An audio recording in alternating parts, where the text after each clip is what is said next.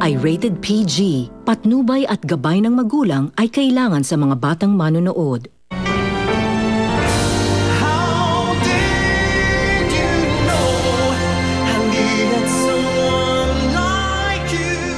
Kahit nasa ka man susundan kita, kahit sa impyerno pa yan.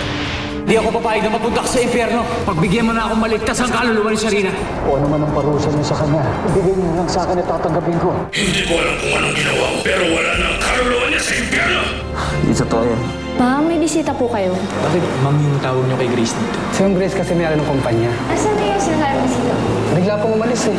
Sinabi ni Lola Elsa, hindi ko daw po kayo totoong tatay. Alis na lang po ako para hindi na po magagay si nanay. Ate, si Joy, naglaya siya hanggang ngayon, hindi pa siya bumabalik. Hindi daw si tatay ang totoong tatay ko.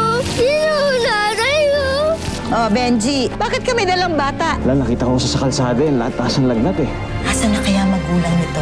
Minsan ko na siya nakita sa simbahan eh. Tsaka alam ko may nanay yan. Kaya oras ng paggaling niya, sorry ko siya sa nanay niya. Kasalanan ko lahat. Kung sana noon pa sinabi ko kay Joy na si Benji yung tatay niya, di sana hindi magkakaganito. Joy, alam, gusto ko makilala mo siya. Makilala mo na mabuting ama ang tatay mo.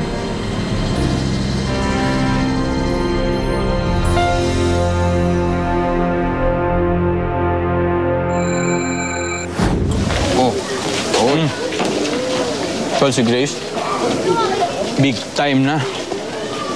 Problema ba yun? E di daanin mo na lang sa gandang lalaki. Para ka naman bago. Hindi ganun kasimple yun. Ito na siya, oh. Yung taas na, hindi na kayang abutin. Puro ka ganyan eh. Tagal mo na kilala yun. Text mo lagi. Walang load. Walang pambiling load. Walang ang trabaho eh.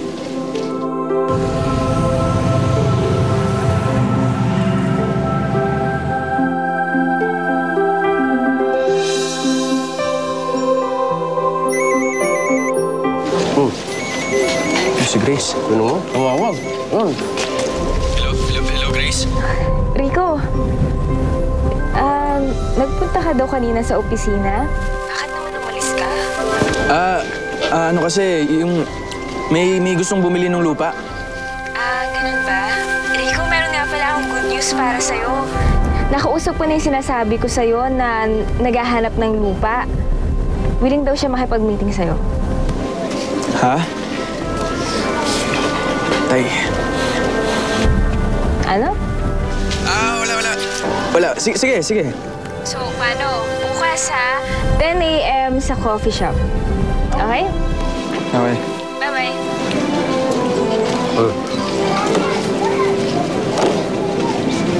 Ayos.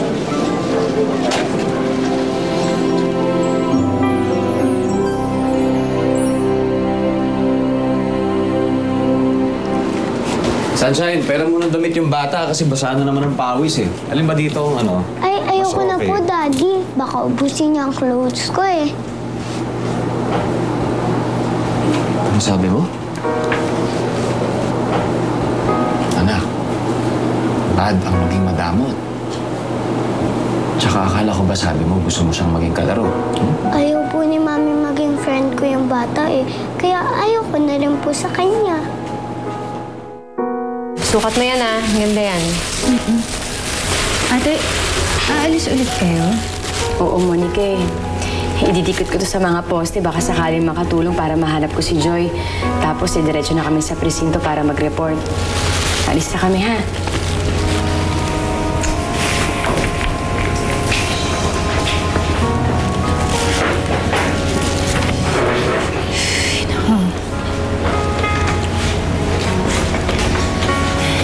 Alam mo, Lucy, kung tutuusin, ako naman talaga dapat yung dito eh. Kasi si Joy, kung napigilan ko siya, kung nakakalakad ako, edi sana hindi siya hinahanap ngayon. Gusto ba talaga sa inyo magkapatid yung sisiyan na sarili? Monica, hindi mo kasalanan na nawala si Joy. Ganun din si Ate Sharina. Nakakalungkot na isipin na hanggang sa paghanap sa pamangkin ko, wala akong matulong. Baka walang kwenta ko dahil sa paan na to eh. Huwag mo akong sisihin kung pinagdadamutan ng anak mo yung bata. Hindi naman natin siya kaano-ano. Dapat nga hindi mo siya tinutulungan. Mali naman katwiran yan, Emmy. Kahit hindi natin kamag-anak yung bata, ano ngayon? Nangangailangan siya ng tulong natin. Sige, paano kung abusuin ka niyan? Paano kung hindi siya umalis dito dahil sa kabaitan mo? Kahit na, tutulungan ko pa rin siya. Nangangailangan siya ng pamilya, kaya ibibigay ko sa kanya. Dahil yun ang tamang gawin. Yun ang dapat.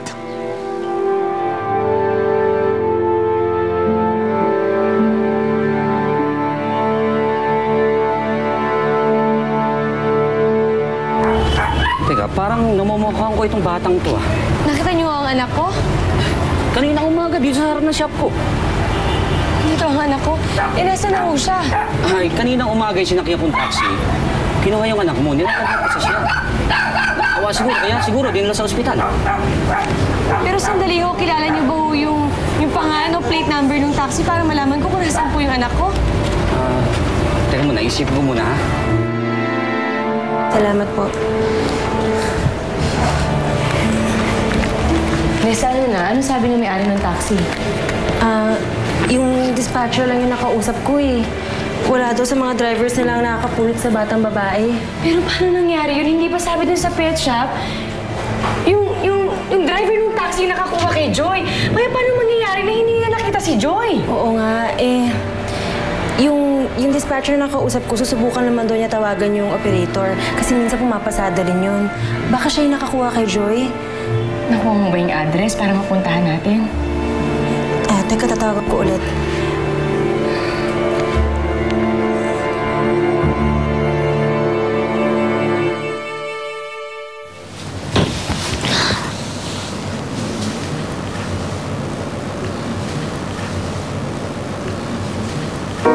Sino po kayo? Nasaan po ako?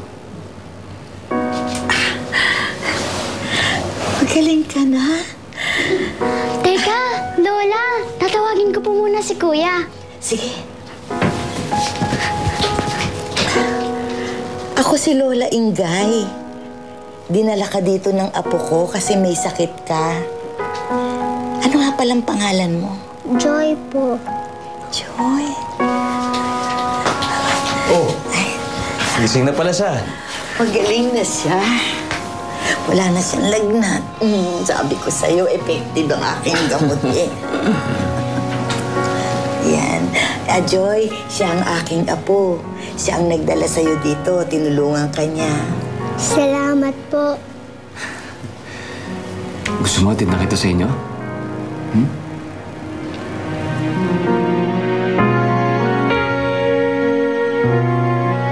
Friends, here lang ako. Baka tayo umalis, ha? Sige. Ate, pupuntahan niyo yung driver na may-ari ng taxi? Oo. Ang sabi kasi baka siya ang nakakuha kay Joy.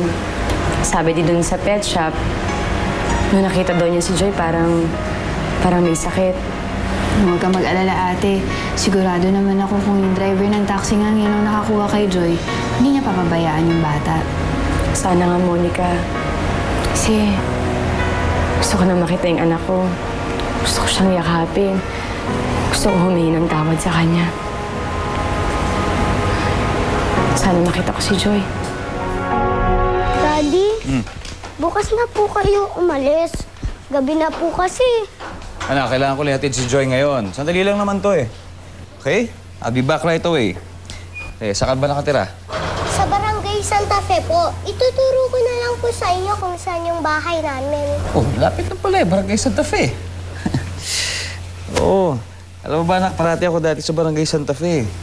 Doon ako dati nagtatrabaho sa paggawa ng santo. Mila Sharina.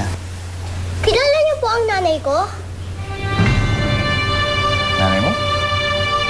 Bakit? Sino nanay mo? Si Sharina po. Si Sharina ang nanay mo?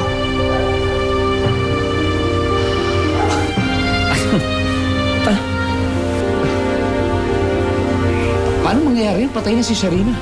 Buhay pa po ang nanay ko.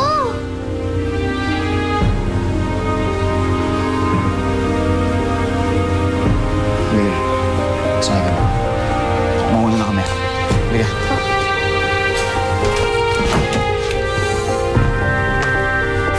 Ansay, pasok ka na.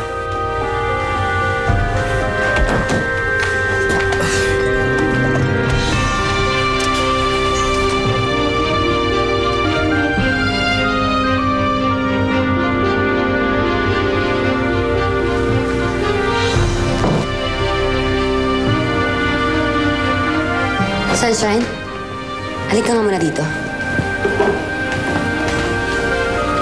Umalis na ba yung daddy mo? Kasama ng Opo. bata? Ha? Opo. Buti naman. Sige, pumunta ka sa Lola Ingay mo, ha? Ang sabihin mo, pumunta siya dun sa kwarto na tinukan ng bata para mag-spray.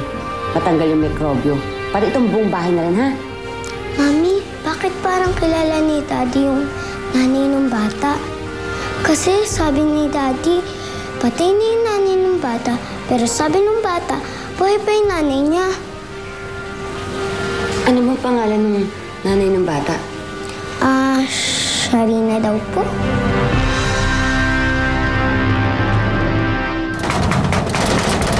Kaya to? Joy? Nay! Joy?